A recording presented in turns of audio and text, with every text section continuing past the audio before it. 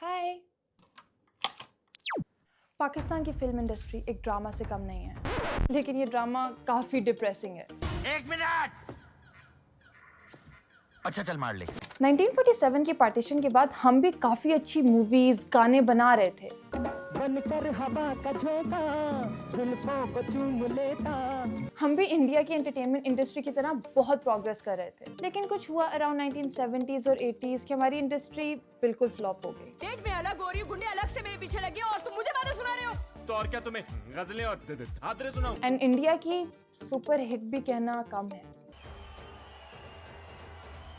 भोल, वार, खुदा के लिए, ये जब मूवीज आई तो लगा कि फिल्म इंडस्ट्री का बस रिवाइवल होने वाला है, बट नहीं हुआ। पर आज सिर्फ ये नहीं कि हमारी मूवीज हिट नहीं हो रही, हम मूवीज बना ही नहीं रहे। ऐसा क्यों है? 250 मिलियन की पॉपुलेशन कोई मजाक नहीं है, तो फिर कोई क्यों नहीं आ रहा इस इंडस्ट्री को रिवाइव करने के लिए? अगर गाजी हुआ तो मरते दम तक, और अगर शहीद हुआ तो उम्र भर के लिए। फिल्म इंडस्ट्री एक बहुत बड़ा बिजनेस है जिसमें studios, distributors, directors, producers, cinemas सब एक इकोसिस्टम का हिस्सा है। एक मूवी को हिट बनाने के लिए आपको सिर्फ क्रिएटिविटी नहीं चाहिए, आपको बिजनेस एंड रिस्क मैनेजमेंट भी समझना पड़ेगा। फिल्म इंडस्ट्री का पता है सबसे बड़ा मसला क्या है? ये एक मैड बिजनेस प्रोपोजिशन है, क्योंकि इसमें इन्वेस्टमेंट होती है कोई 1 करोड़ की, लेकिन इसमें पोटेंशियल रिटर्न कोई 100 करोड़ तक हो सकता है, जो कि आज तक सिर्फ मौला जट ने किया है। आपको इतना रिटर्न सिर्फ तब मिलता है अगर आपकी मूवी सुपर डुपर हिट जाए, and the probability of success is only 10%। ये एक वेंचर कैपिटलिस्ट फंडिंग की तरह है, लाइक द 80-20 रूल, कि 80% ऑफ द रेवेन्यू सिर्फ कोई 20% मूवीज लेके आती है। तो जो चंद मूवीज जो आपकी हिट जाती हैं वो ही पूरी इंडस्ट्री को चला रही हैं। लेकिन प्रॉब्लम ये है कि हमारी कोई भी मूवी हिट नहीं जा रही। पाकिस्तान की इमेज पूरी दुनिया के सामने काफ़ी नेगेटिव है, लेकिन फिल्म इंडस्ट्री एक ऐसा बहुत स्ट्रॉन्ग टूल है जो इसको बिल्कुल बदल सकता है। जब तक हम खुद नहीं बताएंगे दुनिया को कि पाकिस्तान कैसा है, तो उनको जो हॉलीवुड और बॉलीवुड में नजर आता है वो वही समझेंगे ना। एंड अगर कोई इंडियन ये वीडियो देख रहे हैं तो प्लीज़ ये बात समझ जाओ कि हम अदाब और आंखों में काजल नहीं लगाते। पता नहीं आप लोगों को ये किसने बताया है, लेकिन इसको बदलने का सिर्फ एक ही तरीका है कि हम अपनी खुद मूवीज बनाएं। आप शायद अभी काफ़ी छोटे होंगे, लेकिन अपने अम्मी अबू से ज़रूर पूछना, उनको याद होगा कि हमारी फिल्म इंडस्ट्री एक ज़माने में बहुत ज़्यादा अच्छी थी। दैट वॉज अराउंड कोई 1960s, और हम एक साल में कोई 200 से भी ज़्यादा मूवीज़ बनाते थे। इसके पीछे 2 मेन रीजंस हैं। एक तो हमारे पास टैलेंट बहुत ज़्यादा अच्छा था, और दूसरा कि हमारे मुल्क में एक एंटरटेनमेंट का कल्चर था। उस टाइम पर टैलेंट इम्पोर्टेड था। 1947 से 1960 तक mostly talent actors and musician Bombay से ट्रेन थे। हम अंग्रेज़ों से थोड़ी देर पहले ही अलग हुए थे, तो उनके कल्चर्स एंड ट्रेडिशंस हमारे में काफ़ी डीपली एम्बेडेड थे। वो लिबरल कल्चर पूरे पाकिस्तान इंडिया में आज से कई ज़्यादा था, and the movies and music specially उसकी क्वालिटी ही कुछ और थी। इंडिया में भी बहुत बड़े बड़े नाम एक्चुअली पाकिस्तानी थे, like the very famous Kapoor ख़ानदान। एंड उस टाइम पर सिर्फ सिनेमाज ही थे, तो हमारे पास एंटरटेनमेंट का सिर्फ एक ही ज़रिया था।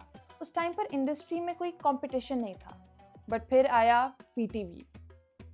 पीटीवी ने फेमस फिल्म इंडस्ट्री के cameraman, script writers, even talent को हायर कर लिया, क्योंकि वो एक गवर्नमेंट जॉब थी और लोगों को स्टेबल इनकम विद पेंशन्स मिल रही थी। एंड दूसरा, टीवी पर आना उस वक्त काफ़ी रिस्पेक्टेबल शोबा था, स्पेशली औरतों के लिए, जो काफ़ी न्यूज़ एंकर्स एंड होस्ट्स बनी।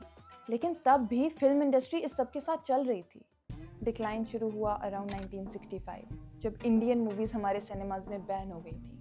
बॉलीवुड हमारे लिए एक मेजर रेवेन्यू सोर्स था, एंड उसके जाने के बाद हमारी फिल्म इंडस्ट्री के पास इतने पैसे नहीं थे कि वो न्यू मूवीज़ बना सकें, क्योंकि वो पॉपकॉर्न और पेप्सी बेचकर ही बहुत ज़्यादा पैसे कमा लेते थे।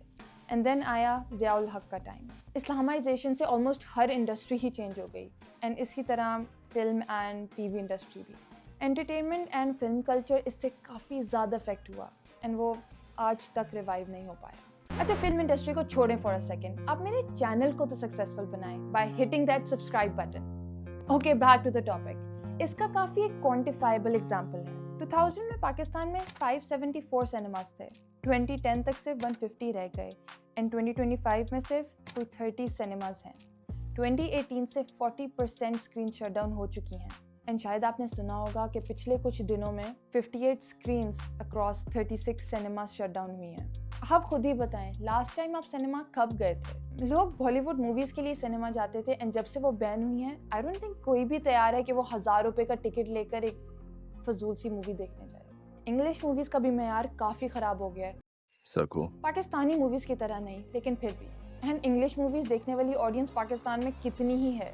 एंड सबसे बड़ी बात, जब से नेटफ्लिक्स और प्राइम वीडियो जैसी ऑनलाइन स्ट्रीमिंग सर्विसेज आई हैं, दुनिया भर में सिनेमास का कॉन्सेप्ट कम हो गया। जब आप 1500 दे के पूरे महीने में अनलिमिटेड मूवीज़ देख सकते हो, तो कौन 1000 में जाके एक मूवी देखेगा?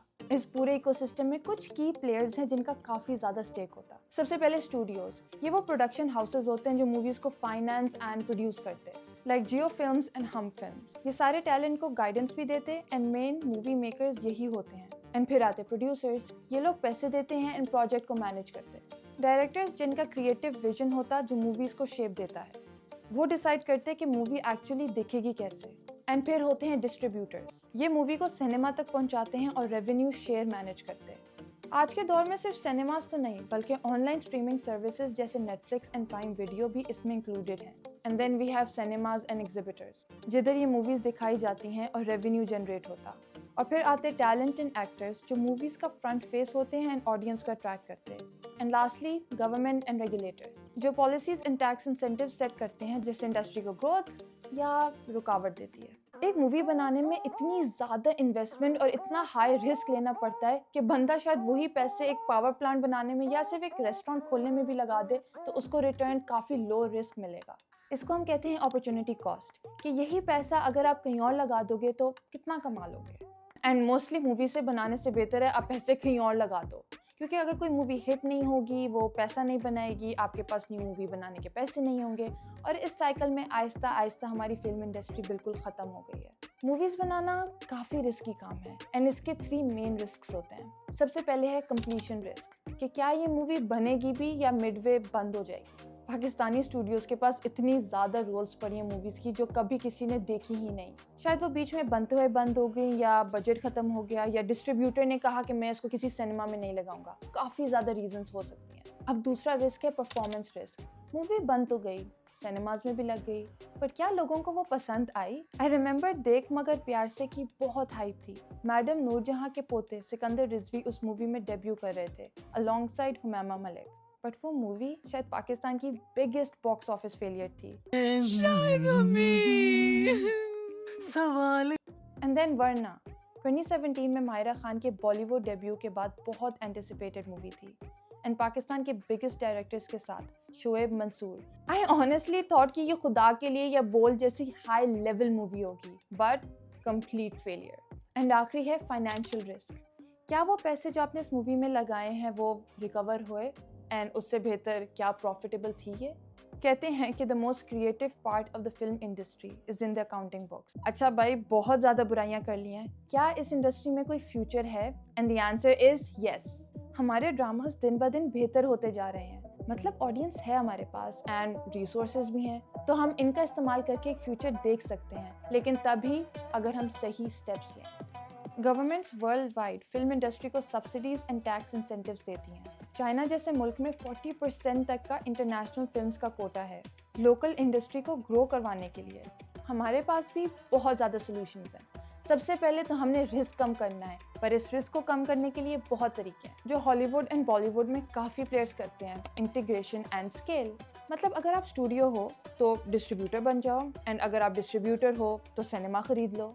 मतलब अगर आप मूवी बनाओगे और सिनेमा भी आपका होगा तो कहीं मूवी ना चले आपके सिनेमा में तो चलेगी, राइट? इस तरह वर्टिकली इंटीग्रेट करके आप पूरे इकोसिस्टम पे अपना कंट्रोल बढ़ा सकते हो, लेकिन इसमें पैसे बहुत ज़्यादा लगते हैं। एक और थोड़ा सस्ता तरीका भी है और वो है परफॉर्मेंस बेस्ड फाइनेंसिंग, मतलब कि थोड़े से पैसे डाल के एक सीन या एक गाना शूट करो एंड वो चीज़ इन्वेस्टर्स के सामने दिखा के उनसे फाइनेंसिंग लो।